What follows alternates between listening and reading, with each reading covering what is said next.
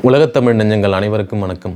இன்றைய ஜோதிட பதிவில் நம்ம கணேஷ் ஆஸ்ட்ரோ சேனலில் இந்த ஓராண்டு காலம் இந்த குரு பயிற்சி கடகராசிக்கு எப்படி இருக்க போகுது, என்ன மாதிரியான நன்மைகள் தரப்போகிறார் இந்த கடகராசிக்கு அப்படின்றத நம்ம பார்க்க போகிறோம். இந்த மே மாதம் 1ஆம் தேதி நம்ம எல்லாருக்குமே தெரியும், இந்த 2024ஆம் ஆண்டு மே மாதம் 1ஆம் தேதி மேஷத்தில் இருக்கும் குரு ரிஷபத்திற்கு பயிற்சியாகி ஓராண்டு காலம் ரிஷபத்தில் இருக்க போகிறார். இந்த குரு பயிற்சி அப்படின்னாலுமே இந்த குரு எங்கே இருக்காரோ அங்கே அந்த இடத்த விடவே பார்க்கின்ற இடத்தை அனைத்துமே சுபத்துவப்படுத்துவார். அதன் வழியாக ஜாதகருக்கு நன்மை தருவார் அப்படின்றதான் உண்மை. இந்த 11ஆம் இடத்தில் லாபத்தில் இருக்கும் இந்த குரு ராசிக்கு பார்த்திங்கன்னா ஆறாம் அதிபதி, ராசிக்கு 9ஆம் அதிபதி குரு கடகராசிக்கு எப்பொழுதுமே. இந்த கடகராசி அன்பர்கள் அனைவருமே பார்த்திங்கன்னா ஆல்ரெடி அஷ்டம சனி நடந்துகிட்ருக்குது. இந்த அஷ்டம சனியில் ரொம்ப கஷ்டப்பட்டுன்னு தான் இருக்கீங்க.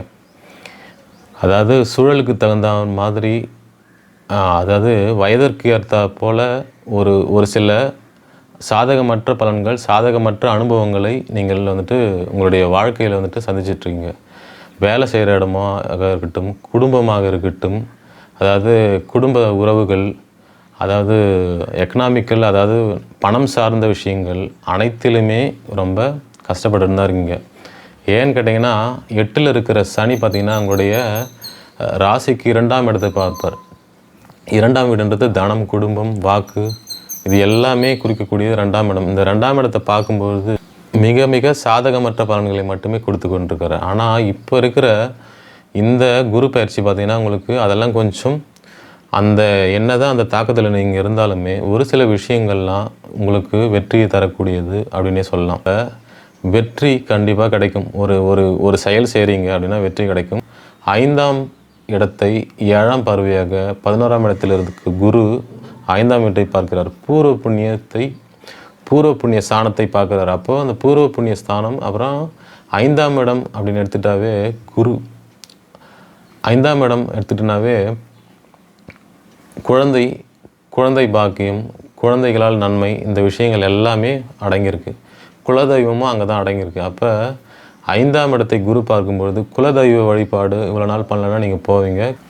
குழந்தைகளால் உங்களுக்கு அனுகூலம். அதாவது 5ஆம் இடத்தை குரு பார்க்கும்பொழுது குழந்தைகள் ஒரு நல்ல, இப்போ ஒரு எக்ஸாமில் நல்ல மார்க் எடுக்கிறது, அதனால் பெற்றோர்களுக்கு ஒரு நல்ல மன மகிழ்ச்சி ஏற்படுறது, இந்த மாதிரி விஷயங்கள்லாம் நடத்தி கொடுப்பார் இந்த குரு எங்கெல்லாம் பார்க்குறாரோ அங்கே எல்லா இடத்தையுமே உங்களுக்கு நன்மை மட்டுமே தருவார். என்ன தான் அஷ்டம சனியாக இருந்தாலும் ஒரு நல்ல மன திருப்தியை கொடுக்கக்கூடிய ஆண்டாக தான் இந்த ஆண்டு அமைய இருக்கிறது. ஒரு சில விஷயங்களில் பார்த்திங்கன்னா என்ன தான் அலைச்சல் திருச்சல் இருந்தாலுமே, உங்களுக்கு அஷ்டம சனியாக இருந்தாலுமே இந்த 5ஆம் இடத்தை பார்க்கும் இந்த குரு நன்மையை தருவார். 3ஆம் இடத்தை உபஜய ஸ்தானத்தை பார்க்கின்றது குரு வெற்றிகளை தருவார். நீங்கள் எடுத்த காரியத்தில் வெற்றிகள் உங்களுக்கு கண்டிப்பாக கிடைக்கும்.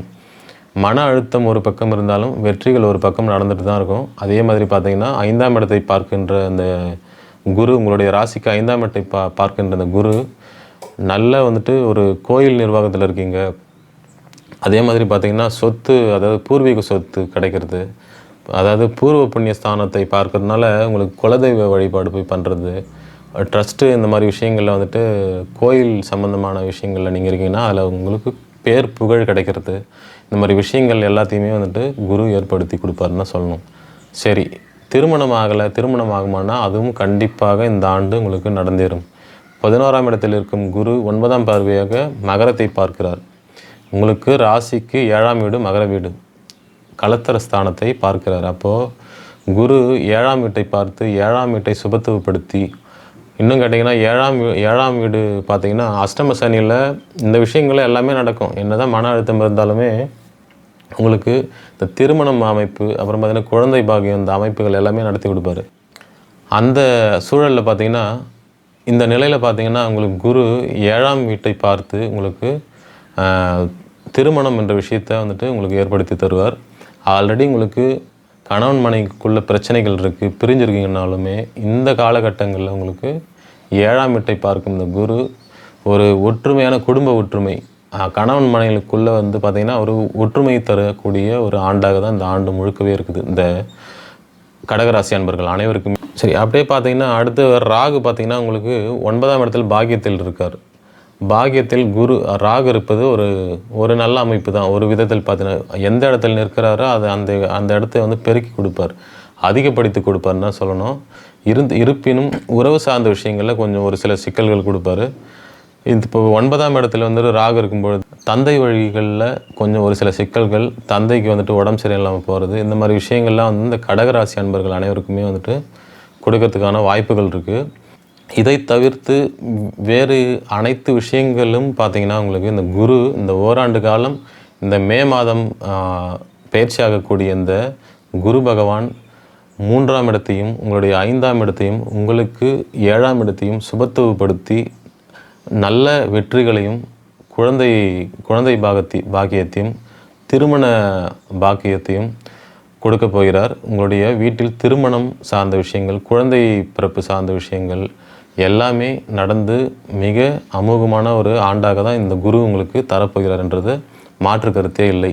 இந்த ஓராண்டு காலம் இந்த கடகராசி அன்பர்கள் அனைவருமே நல்ல பலன்களை பெற்று நலமோடு வாழ வாழ்த்துக்கள். இன்னொரு வீடியோவில் நாம் சந்திப்போம். உலகத்தமிழ் நெஞ்சங்கள் அனைவருக்கும் வாழ்த்துக்கள். வணக்கம்.